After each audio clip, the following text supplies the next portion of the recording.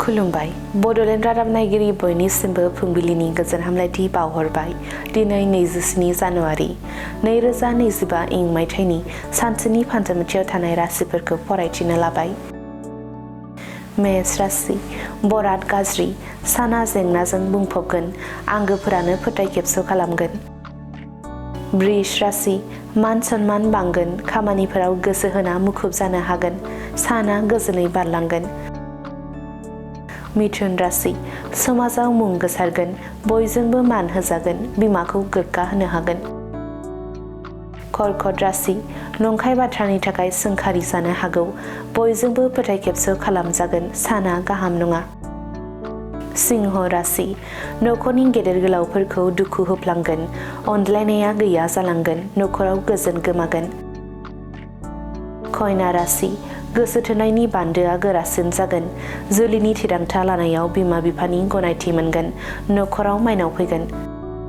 तुला राशि फालांगियाव मोजां आय जागोन, बिसि फिसाजों गोजोन संसार जानो हागोन, जेंनाफोरा सुस्रांजागोन।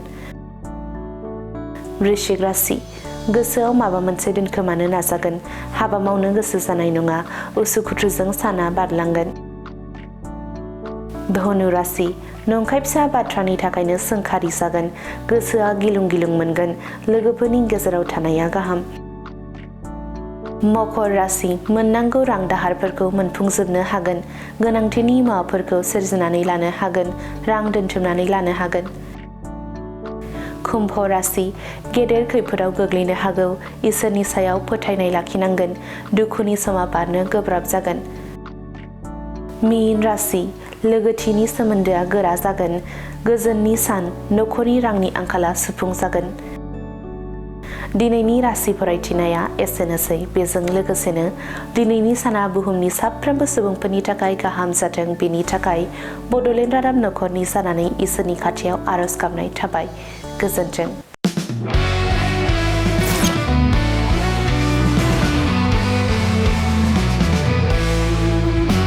नोंथांनि जिउआव जायखिजाया खामानियावनो हेंथा नुजाथिदों नामा?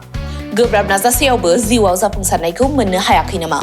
जुदि नोंथाङा बेफोर बायदि जेंनाफोरजों मोगा-मोगि जानांदोंब्ला बे खेबनिफ्राय जिंगासिनांगौ गैलिया। मुलुग दरबाराव तन्त्र मन्त्रनि थाखाय बयनिख्रुइबो मुंदांखासिन थावनियानो जादों मायां। मायांखौ साधु बिद्यानि रायजो होननानैबो मिथिनाय जायो। बे मायांनिफ्रायनो तान्त्रिकनि सोलोंथाइ लानानै फैदों मुंदांखा रबि कबिराजा। बिथांनिफ्राय नोंथाङा नोंथांनि जिउनि गासिबो रोखोमनि जेंना जेंसिफोरखौ सुस्रांनानै लानो हागोन।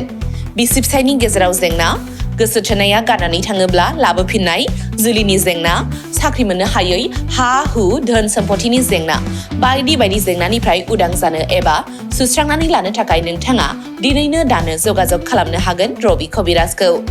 रबि कबिराजखौ जगाजग खालामनो थाखाय मबाइल नाम्बार 7099193841 एबा 7086047381 आव कल खालामनो हागोन।